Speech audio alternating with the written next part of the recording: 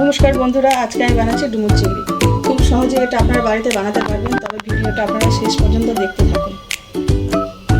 আমি এখানে ডুমুর নিয়েছি, কেটে ভালো করে পরিষ্কার করে নিয়েছি। ডুমুরগুলো আমি এবার নুন হলুদ দিয়ে সেদ্ধ করে নেব। কড়াইতে আমি সর্ষের তেল দিয়েছি, তেল গরম হয়ে গেছে। ফোড়নে দিলাম শুকনো লঙ্কা, তেজপাতা, গোটা জিরে,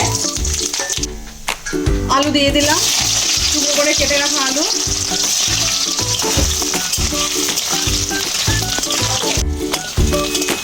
আলুটা আমি হালকা লাল করে নিয়েছি। এর মধ্যে পেঁয়াজ বাটা দিয়ে দিলাম, রসুন গ্রেট করে রেখেছিলাম ওটা দিলাম, গ্রেট করে রাখা আদা দিলাম। মিশিয়ে নেব।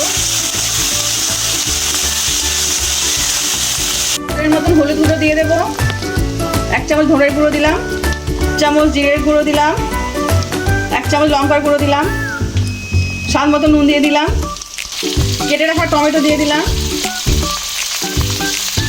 মশলাটা এবার একসঙ্গে কষিয়ে নেব। মশলাটা আমি ভালোভাবে কষিয়ে নিয়েছি। আমি এখানে চিংড়ি মাছ দিয়ে দিচ্ছি। চিংড়ি মাছগুলো আমি আগে নুন হলুদ দিয়ে ভেজে রেখেছিলাম। একসঙ্গে আমি কষিয়ে নেব। আগের থেকে আমি সেদ্ধ করে নিয়েছিলাম নুন হলুদ দিয়ে, নুনটা আমি দিয়ে দিলাম।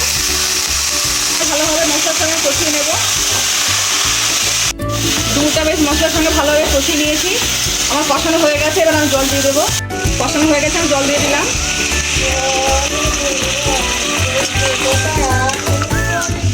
জল দিয়ে দিয়েছি। ঝোলটা ফুটে ওঠার জন্য কিছুক্ষণ আমি রেখে দেবো এইভাবে। অল্প করে চিনি দিয়ে দিচ্ছি এর মধ্যে। ঝোল আমার বেশ ভালোভাবে ফুটে গেছে। এর মধ্যে এবার গরম মশলা দিয়ে দিচ্ছি।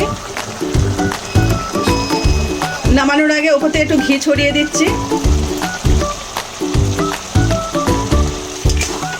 আমার হয়ে গেছে, এটা নামিয়ে নিচ্ছি। ডুমুর চিংড়ি একদম রেডি। দেখলেন কত সহজে আমি বাড়িতে বানিয়ে নিলাম। আপনারা চাইলে আমার রেসিপিটা ফলো করে বাড়িতে বানাতে পারেন। আজকে আমার রান্নাটা যদি আপনাদের ভালো লেগে থাকে তাহলে লাইক করে দেবেন, শেয়ার করে দেবেন। কেমন হচ্ছে কমেন্টে জানাবেন। আবার নতুন নতুন রান্না পেতে গেলে আমার চ্যানেলটা সাবস্ক্রাইব করে দেবেন।